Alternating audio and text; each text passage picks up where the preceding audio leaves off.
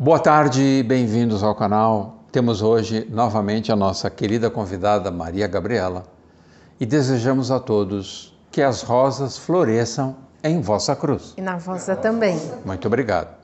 Estamos ingressando na Astrologia Elementar, aula número 38, que vai ao ar às quintas-feiras. Estamos na sexta aula de casas terrestres. Vamos começar falando inicialmente sobre as casas celestes e o plano divino. Então nós temos um plano evolutivo, que está muito bem descrito no livro, citando novamente o conceito Rosa Cruz do Cosmos. É isso, Maria Gabriela? Isso, conceito Rosa Cruz do Cosmos. Está bem didática a explicação. Maravilhoso. Leiam. Recomendamos. Para entender como funciona esse plano divino, ou seja, o que essas hierarquias criadoras planejam para a nossa evolução e como elas contribuem para a nossa evolução. Dessa maneira, podemos ter mais consciência da parte que nos cabe, do trabalho que nos corresponde, que está impresso nas casas terrestres. As casas terrestres é a nossa parte. Elas correspondem à nossa parte. Então, disso que é celeste, que vem de níveis superiores, de outras dimensões, ocorrem os desdobramentos do plano divino. Por isso que existem as hierarquias. As hierarquias, elas ocupam posições estratégicas que permitem que esse plano divino, que é enorme, é gigantesco, é incomensurável, possa acontecer de forma organizada na linha do tempo. E esse plano divino, ele vai se ajustando às circunstâncias de cada renascimento do nosso espírito. E por isso que nós estudamos também as casas pessoais. As casas pessoais justamente dizem respeito ao trabalho que cada um tem que fazer consigo mesmo. Então, por exemplo, na casa 1, eu tenho que afirmar para o mundo quem eu sou, o que eu penso de mim mesmo, como eu me configuro, como eu me constituo. A casa 1, ela está correlacionada com o primeiro signo, que é Áries. E diz respeito à maneira que eu desfilo, que eu tomo conta, que eu conquisto o meu lugar no mundo. Abram alas. Estou chegando e causando, porque a minha presença causa um impacto no mundo, na Terra, nas pessoas, na natureza. E a casa 1 descreve, de alguma maneira, como esse impacto ocorre.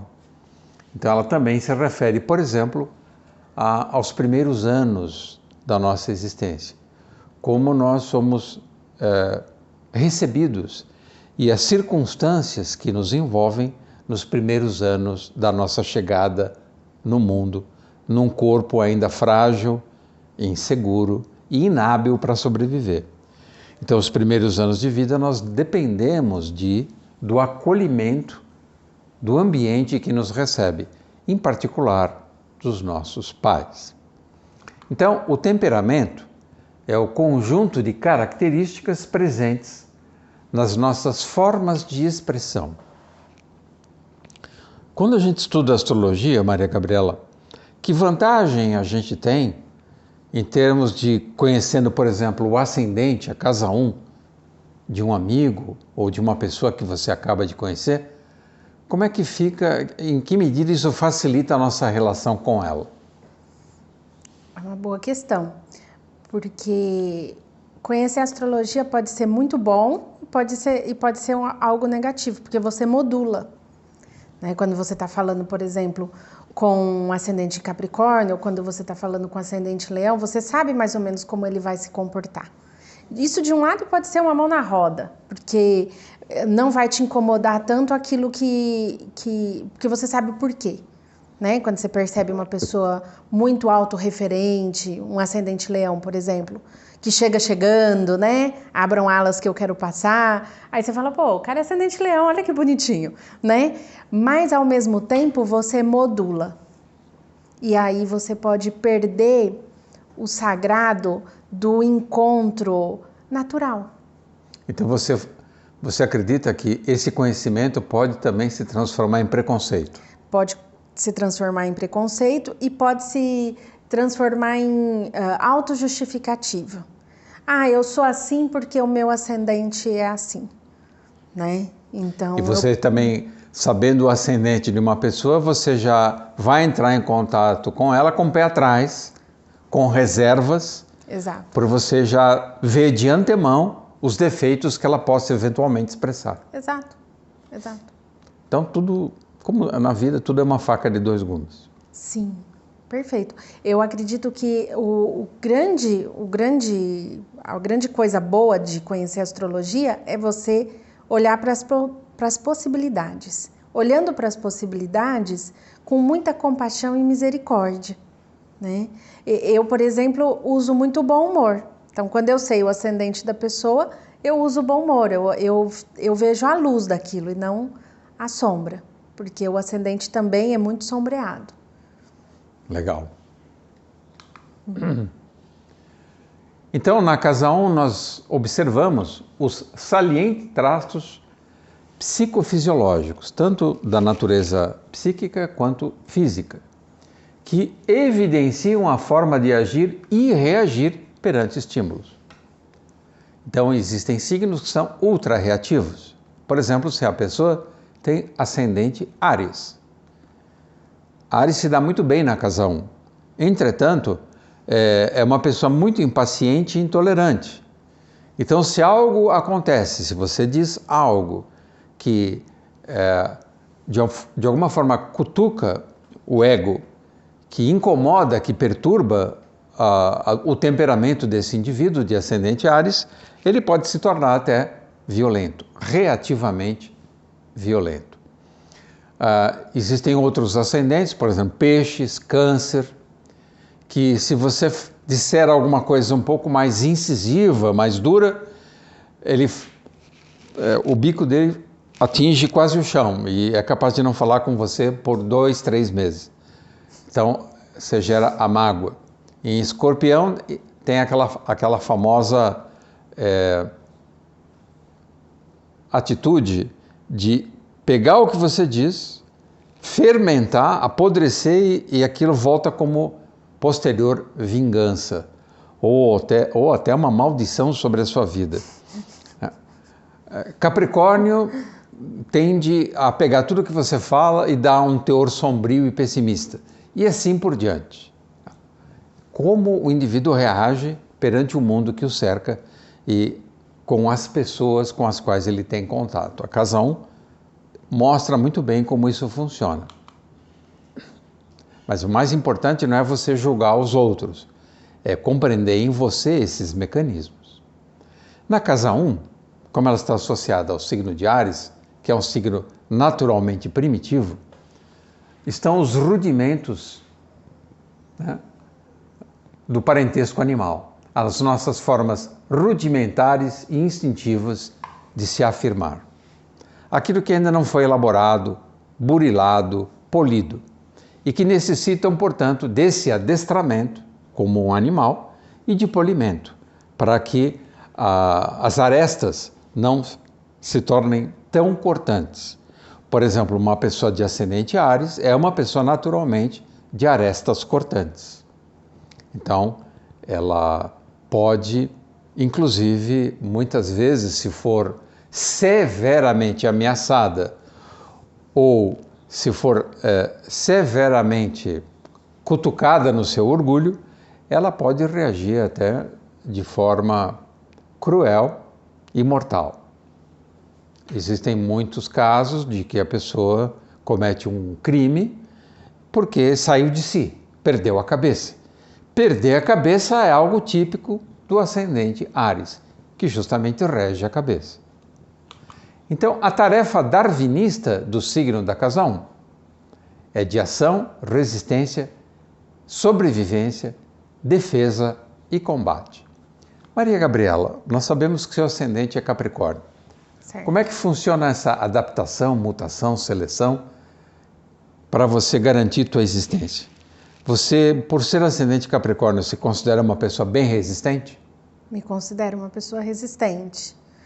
E durante muito tempo, para mim era muito importante a conquista do alto da cadeia alimentar, do topo da montanha. Era uma questão de sobrevivência mesmo. Eu sentia que era uma questão de sobrevivência. Em qualquer lugar que eu estivesse, eu ia buscar o topo, né? Porque parecia que eu estava sempre sendo ameaçada. E não é verdade isso. Isso é uma programação, uma crença limitante talvez do ascendente Capricórnio, de achar que tem uma ameaça, alguém querendo tirar o que você tem, e isso é horrível, né? Porque você sempre está na defesa e na estratégia. E como eliminar, então, essa inclinação negativista, pessimista do ascendente Capricórnio? Como investir no lado oposto? O alto da montanha tem que ser espiritual e não material. Aí você resolve. Não importa onde você está materialmente falando. Desde que você esteja servindo ao Cristo. Aí não tem problema. Em qualquer lugar da montanha, você está no alto. Ótimo. Quando eu era criança, por exemplo, eu tinha hábito de fazer montanha. Que legal. E tinha que... Era uma camada de terra e uma camada de pedra. Uma camada de terra, depois dava o maior trabalho tirar. Porque os jardineiros xingavam tudo, porque aquilo atravancava, né? E tinha que ser altinho, assim. Eu ficava construindo morrinhos. Então o seu ascendente já se manifestava fisicamente. E tinha que ser sólido. Olha só. Muito obrigado, Maria Gabriela, pela participação e contribuição. Olá, Ricardo. Oi. Estamos aí de novo. Graças a Deus. Ricardo Leme, explica para todos os nossos amigos e irmãos que acompanham o nosso trabalho essa questão do planejamento do corpo. Então você vai encarnar, o espírito vai encarnar, ele precisa ocupar um veículo com determinadas características, segundo o seu grau de evolução, segundo o seu merecimento. Então, ele é planejado com instrumentos de ação, resistência, sobrevivência, defesa e combate. Quando nós olhamos o signo ascendente e os planetas envolvidos num tema, dá para perceber a qualidade desse veículo, a sua capacidade ou não de sobreviver aos impactos do mundo, as doenças que estão ali de forma latente, ou também um superávit de saúde, por exemplo, num ascendente leão, num ascendente sagitário, ascendentes do elemento fogo, né?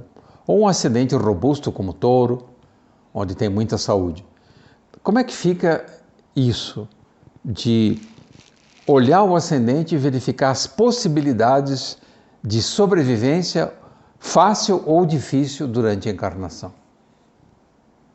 Primeira coisa interessante é essa coisa de merecimento, né? Porque esse conceito de merecimento ele precisa ser levado à sua melhor vibração.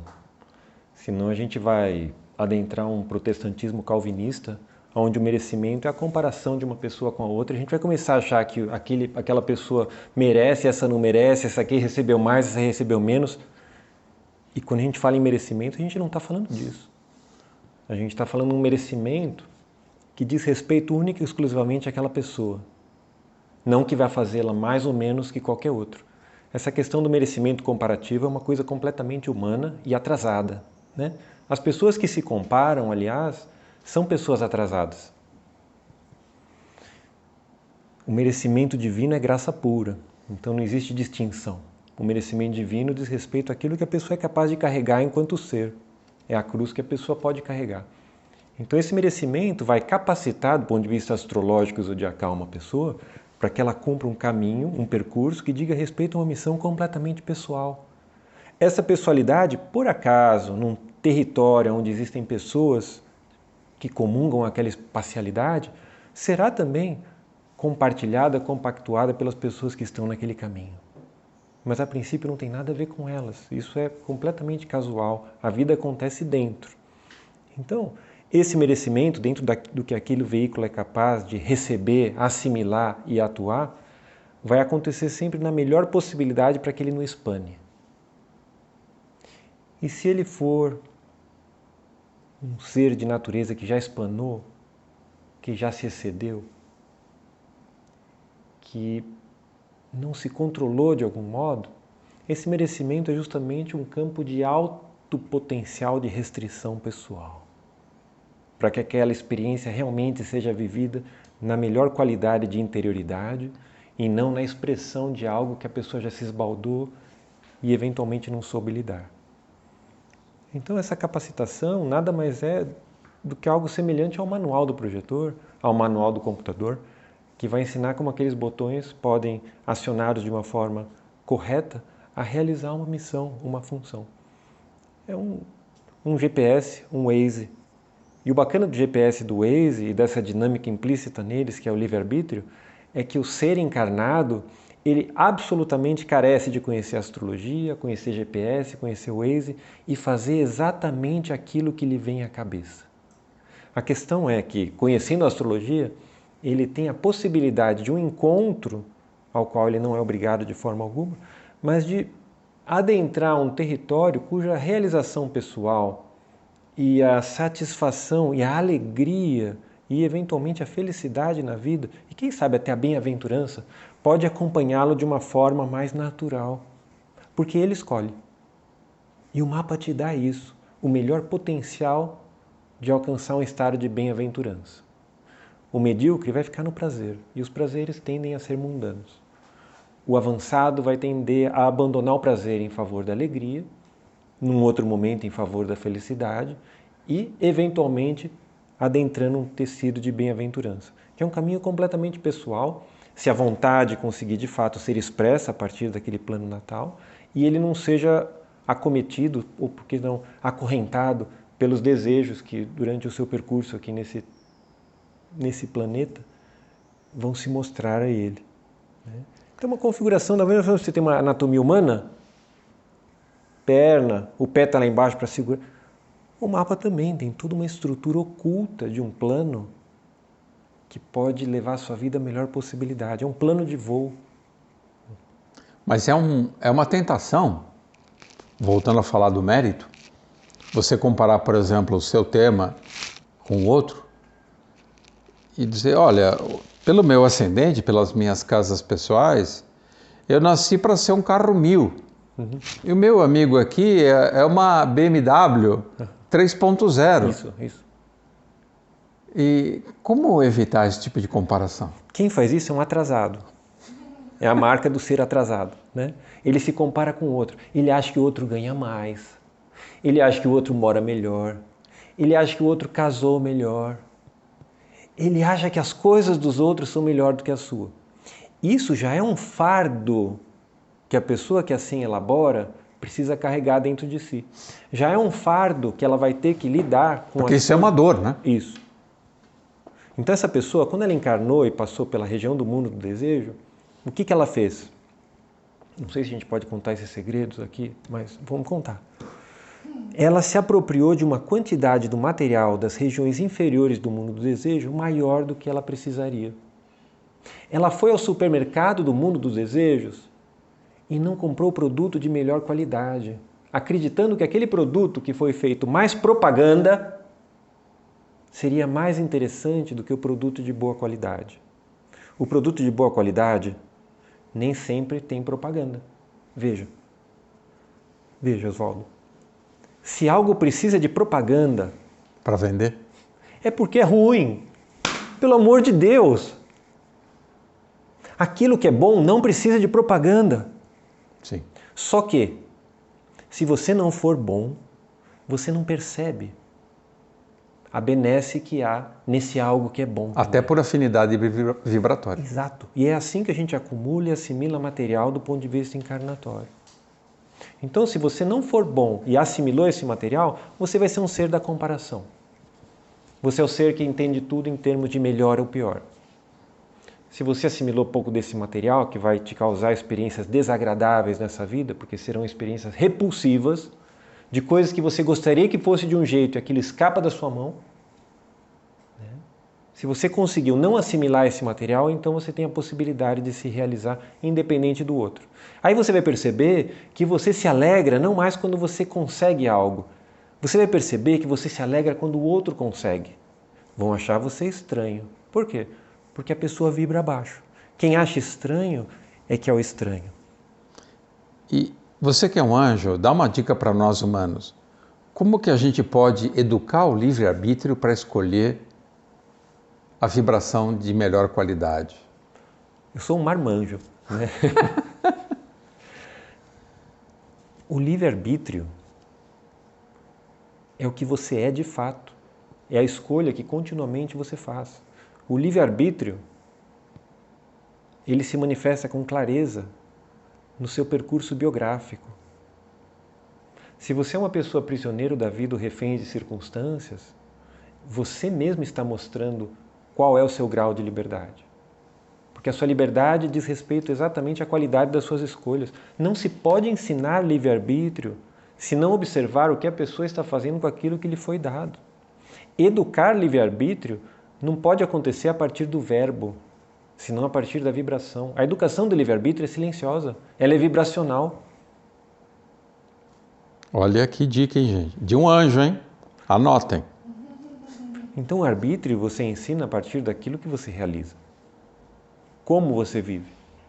Não por imposição, porque senão as pessoas vão continuar na escolinha. Eu procurei outro dia numa banca de jornal um manual de uso do livre-arbítrio, não achei. É porque você foi na escola. E na escola, como que é? A professora põe na lousa, o professor põe na lousa, você copia, faz igual. E na hora da prova, se você não fizer igual, você vai mal. Então, quando você é ensinado a reproduzir aquilo que você foi ensinado, não tem como você aprender o livre-arbítrio. Porque o livre-arbítrio implica nesse fenômeno surpreendente que a gente não sabe bem do que se trata, que é a liberdade. E a liberdade é única. A liberdade é estatuto, prerrogativa de gênio. O gênio é livre para criar o novo. A pessoa que reproduz aquilo que ela foi ensinada para ir bem na prova, ela não tem prerrogativa de liberdade. Ela é um ser aprisionado ao sistema. Veja, eu não tenho nada contra o sistema. Eu acho o sistema divertidíssimo, né? Acho muito legal. Só que é fácil. E essas coisas fáceis dão uma canseira, né? Então você entende e você fala, já entendi. A questão é que o gênio é livre, porque o pensamento do gênio ele não é formatado. Por isso que ele consegue descobrir, por isso que ele consegue inovar, por isso que ele consegue se realizar e chamar a atenção e as pessoas perceberem que ele é diferente. Elas não sabem bem do que se trata. Mas é aí que está a liberdade, na possibilidade de ser diferente. Que beleza. Ótimo. Por exemplo, né, Oswaldo, isso não é a última palavra no que você perguntou. A sua pergunta é muito mais preciosa do que esse monte de coisa que eu estou falando. Não. Nós somos a dupla caipira, inseparável. Chique show. Alzheimer. Isso. Então, o biótipo plasmado na casa 1, o tipo biológico, o biótipo desenhado na casa 1, alinha-se com as prioridades evolucionais combinadas com os resgates kármicos, porque nós temos pendências de vidas passadas. E isso a gente vê na casa 1 e na casa vizinha, a casa 12. Explica pra gente que você faz isso muito bem, Anjo Bom. Como é que a casa 12 é despejada na casa 1? Isso é o mais importante do ponto de vista astrológico. Por quê? Porque o mapa natal, o mapa astrológico, ele é composto, eu vou explicar por quê, por mais que estranho soe, por 12 casas 12. O tema natal são 12 casas do tipo 12. Por quê? Porque cada casa tem uma casa que a antecede. E essa casa que a antecede é a 12ª casa dessa casa. Sucedente. Olha que coisa. Então a casa 2 tem como casa 12 a casa 1. A casa 7, que é aquele com quem eu me associo e que pode eventualmente não suprir minhas expectativas, diz respeito completamente à habilidade que eu tive de, voluntariamente, na casa 6, suprir de livre e espontânea vontade as expectativas do mundo. Então veja como os problemas não são dos outros, são meus. Veja como o egoísmo cobra caro. Então, arquetipicamente, dentro de um sistema de casas como esse que você propõe, de 1 a 12, sim, a casa 12, agora falando especificamente da casa 12 em relação à casa 1, é a casa que a casa 1 carrega nas costas. Então, se a casa 12 vier tensa, pesada, desafiadora, a chance que essa personalidade vai ter de ter uma liberdade de expressão, uma leveza de estar e realizar, vai ser um pouco mais remota do que a chance daquele que vem com um céu de brigadeiro, uma casa 12 vazia, o planeta que rege o signo que inicia a casa 12 bem posicionado. Ou seja, o céu que todo mundo gostaria de voar. Dá esse aqui para mim que eu quero ir. Dá esse... Mas que acontece quando você faz a lição de casa. Então, a casa 12 é esse lugar maravilhoso. Maravilhoso o quê? Maravilhoso onde você encontra os porquês. É na casa 12 que você encontra o porquê da casa 1. É na casa 1 que você encontra o porquê da casa 2. Às vezes a pessoa desavisada vai procurar informações sobre um determinado assunto na casa daquele assunto. Olha só como nós somos. E não é assim, né? A gente precisa procurar no mundo das causas, não no mundo dos efeitos. Então você está me dizendo que a própria astrologia mal estudada pode nos levar a um condicionamento intelectual? Com certeza. Também é uma ferramenta que pode ser cientificada da pior forma possível, mediocrizada da pior forma possível. Aonde você vê um corpo zodiacal que se vincula ao espiritual de fato, se não a símbolos, no máximo constelações. Onde que você vai ver essa leitura espiritualizada, aonde o zodíaco se torna seres e as constelações, o corpo físico desses seres. Não é comum que a gente estabeleça um diálogo com alguém sabedor de astrologia e que olhe a partir daí para o espiritual. O pessoal usa a astrologia como se espreme uma laranja para tomar um suco. Não é isso. Sim. É muito mais. Muito mais. Momento traumático. Qual é o momento traumático? Justamente esse que o Ricardo Leme, o anjo bom, está comentando para nós. A decisão de você morrer para o mundo espiritual para renascer no seio da carne e morar durante a sua encarnação toda dentro de um corpo, sendo um espírito. São coisas muito, muito antagônicas. Então, na casa 12, que nós estamos falando, que é análoga ao signo de Peixes, dá para analisarmos, olha que lindo isso, como foi a nossa vida intrauterina, os 9 meses antes da encarnação. E a atmosfera com a qual os nossos pais nos receberam.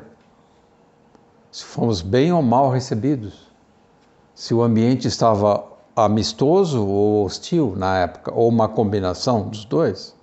Que interessante isso, né, João? Muito, muito. E isso é verdade, sim, enquanto uma fotografia. E a gente sabe que uma fotografia mostra uma imagem congelada. Isso não nos exime da responsabilidade, enquanto estudante, de estudar a dinâmica celeste nos 9 meses de gestação, nas 40 semanas de gestação, onde nós vamos ver toda a composição de trânsitos dentro da qual o nosso corpo foi plasmado.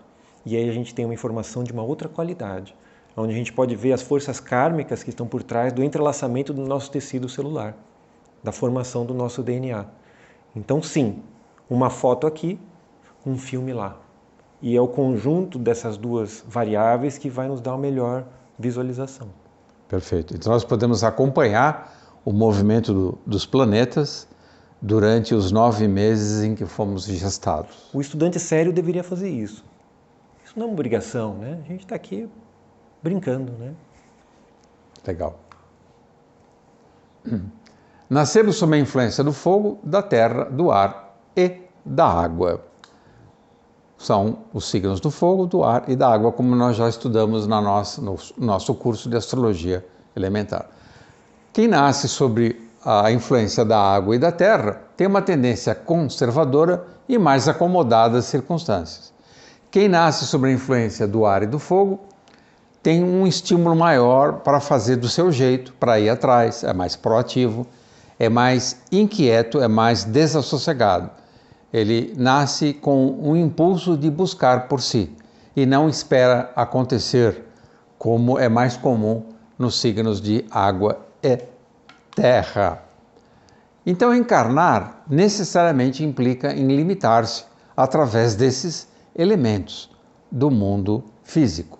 A casa 1, nessa casa que estamos falando e analisando, o espírito condensa-se em carne e assume a forma de corpo. Submete-se às limitações da matéria e do tempo durante toda a vida terrestre. E tem que se acostumar com isso. Muitos têm mais dificuldade para se acostumar. Por exemplo, quem é ascendente aquário. Quem nasce com ascendente aquário não se encaixa muito bem ou demora para se encaixar nessas ideias de tempo e espaço administradas pela humanidade. Porque intuitivamente ele concebe essas ideias de uma maneira completamente diferente do que o tradicional. É assim, Anjo Bom?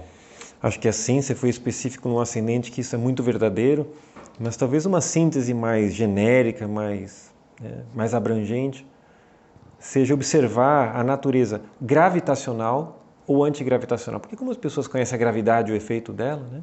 Então as pessoas que são premiadas com mais do elemento água e terra são seres mais gravitacionalmente implicados na materialidade. E seres abençoados com mais qualidades do fogo e do ar têm um impulso antigravitacional. Esse impulso antigravitacional, ele favorece que a gente encontre com o nosso ser essencial, que não é corpo. Esse impulso gravitacional favorece que a pessoa se embrenhe de uma forma muito mais intensa com a materialidade. A princípio, isso não é bom nem ruim, mas diz respeito à natureza do ser que está implicado dentro dessa qualidade. E da maior ou menor dificuldade também dele sair do estado que se encontra em favor de outro. Sim. De repente, se o destino desse indivíduo que está encarnando o programou para realizar grandes obras aqui na Terra, ele estar sob a égide, sobre a influência da Terra, por exemplo, é benéfico. Olha que legal. Você foi bondoso. Essa é a astrologia que a Mumbake chama da luz branca. Então você consegue ver algo que aparentemente diz respeito a uma contraposição à qualidade essencial do espírito e que ganha valor na sua leitura. E você não vê mais um ser com tendência materialista, senão um espírito que se comprometeu sobremaneira com a matéria para que algo acontecesse. É assim que tem que ser, né? Esse é o melhor olhar. Eu quero olhar assim também. Opa, vamos voltar. Então, os anjos do destino encarregam-se de agrupar o espírito que está encarnando, o ente encarnante, em famílias, clãs, tribos, raças, formações sociais, localização geográfica, clima. E é interessante a gente observar que nenhum detalhe escapa dos anjos do destino. O ritual Rosa Cruz afirma que os anjos do destino fornecem a cada um de nós exatamente aquilo que precisamos para o nosso desenvolvimento espiritual enquanto encarnados. Então, esses anjos configuram as características, ou seja, a expressão do seu caráter, tanto biogenéticas como geopolíticas, do ser encarnante. Então, Quando você desenvolve a tua sensibilidade e a tua atenção, você constata que se você nasceu no Brasil, na Argentina, na França, na Sibéria, esse ambiente diz também muito a respeito do que você é. Tudo que está fora de você, no fundo, é um prolongamento de você mesmo. Então, a adequação do ambiente às necessidades do ser encarnante é matemática. Isso é incrível, não é, Gilbão? É sensacional, é muito difícil disso ser compreendido pela mente humana, que é de uma racionalidade extrema, então vai buscar pontos onde isso falha. É maravilhoso, e é tão mais maravilhoso quando você observa quando essa pessoa é deslocada dentro do globo geograficamente, onde aquele planejamento e acoplamento existencial se transforma em algo levemente diferente. Incrível, não? Uhum. Então, as qualidades herdadas através do banco genético dependem dos talentos cultivados em vidas pretéritas. Então, no banco de Deus, nós podemos, no bom sentido, é claro,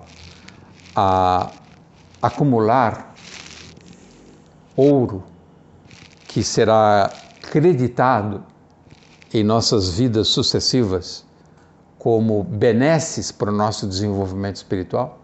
Facilitações?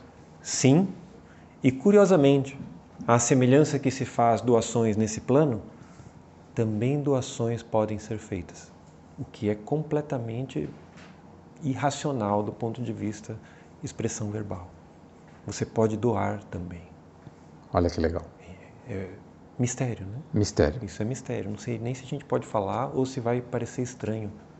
Vai deixar isso? Vai cortar? Como que é? Me conta. É isso mesmo. E na verdade, como diz Francisco de Assis, quanto mais você doa, mais você tem. Mistério também. Parece que perde, né? Parece que tem menos. Obrigado, Dr. Ricardo Leme. Muito obrigado, Dr. Oswaldo. Um bom retorno ao lar dos anjos. Vou pegar minhas asas aqui. Dá um abração neles. Será e falar que esses anjos redatores do destino têm um algoritmo perfeito para cada pessoa e para toda a humanidade coletivamente. Você já foi escutado. Que são excelentes matemáticos, impressionante. Obrigado a todos vocês que nos acompanham e desejamos que as rosas floresçam em vossa cruz. Na vossa também. Muito obrigado. Se você gostou do nosso vídeo, se inscreva no canal e ative o sininho. E compartilhe com os amigos. Que as rosas floresçam em vossa cruz. Na vossa também. Obrigado.